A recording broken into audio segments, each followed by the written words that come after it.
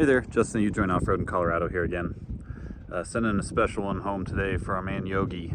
This is a 2019 E450 V10 Coach House Platinum XL. So this is the fourth one of these Coach Houses we've done. It's really cool. All the guys that own them, they've all become friends and they've been going out and doing trips together. So we're going to add Yogi to the club. So this wound up actually being a huge build. We did a lot of stuff. I was actually just sitting here struggling to remember all the different things we've done over the last couple months, but as usual, started out with their standard 6-inch four-wheel drive conversion, custom spec Alcan springs, single Fox 2.0s, cleaned up the frame. It's got stage 3 front axle, all brand new housing, 456 gears to match the stock rear, Detroit True Track, all the Dynatrack outers, all the good stuff in the axle. Went with our standard American Racing Baja wheel that we use in the front, but we went with the Super Chrome. So we really kind of only offer two colors on these. We offer that kind of semi-gloss black, and then we offer this for guys who are looking for something that is not a black wheel, which I totally understand. So standard tire in the front, also 285 7017 Wild Peak AT4. We like that tire a lot because it's got the triple peak snow rating, and he does live here in Colorado, so that's an important one to have. Up front, got FB004 tube style front bumper, loaded up with all the goodies. Got the Warren VR12S winch, Baja lights, front receiver. This one does have OBA. Anderson is wired up. And then we flushed a NOCO plug into the front bumper, which is hardwired to a little 5-amp trickle charger that's back behind the grill there. Front grill is black OEM Ford unit with the little amber LEDs. And of course, our favorite black housing LED projector, Vantage Optics headlights. Bushwhacker fender flares. And then this is where we get into the fun stuff. So he had a special need for a drop-down amp step, which of course nobody makes anything for these. So we modified a Hummer H2 step.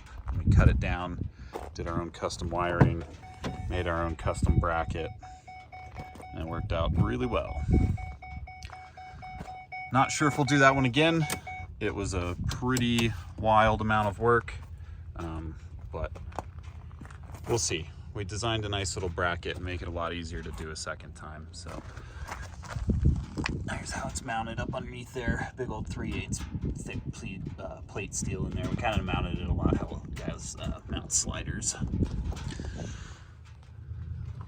Did some custom special work in here. We got door mounted S-Pod, and then got, of course, 4x4 light here, and then these are paddle valves for the left and right rear bags. And then up high, he didn't want to be looking down at any gauges.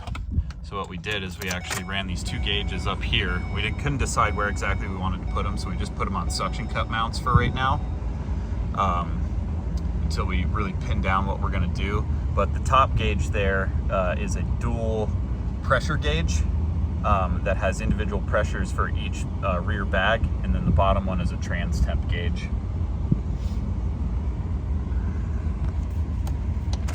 So that worked out well.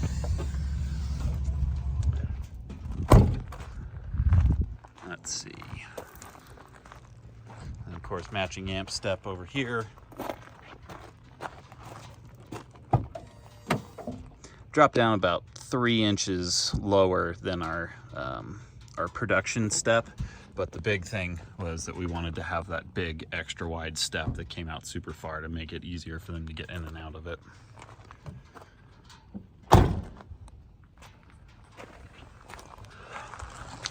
Down underneath, got a slip yoke NP1128 transfer case. You see the onboard air hiding right there behind the transfer case. There's a good view of the exhaust reroute that we have to do also. Big Hellwig front sway bar, and then we had to make a custom drive shaft carrier because the factory 3-piece shaft was, all the carriers are in the wrong spot, so We had to relocate the carrier, make another little cross member up in there, and it gets a little tricky because these have an inboard mounted propane tank, so these things always have a little bit of packaging problem, but got it all sorted out.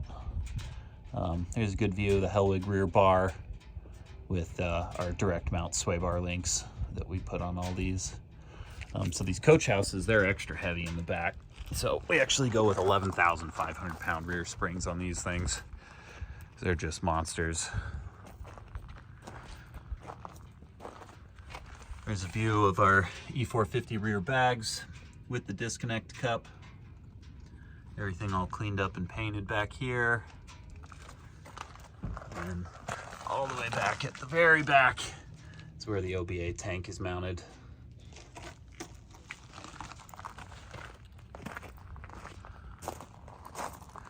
And then on the rear, we've got this monster rear bumper that we built.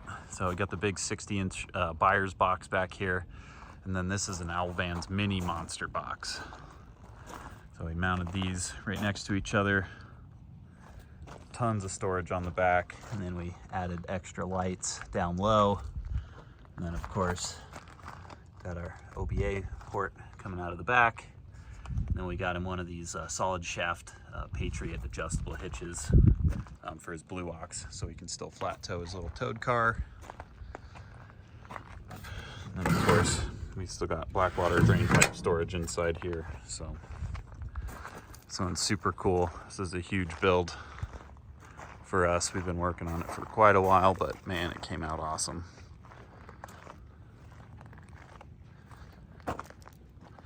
So if you got any questions for me here at the Colorado shop, you email me at justin@ujoinoffroad.com.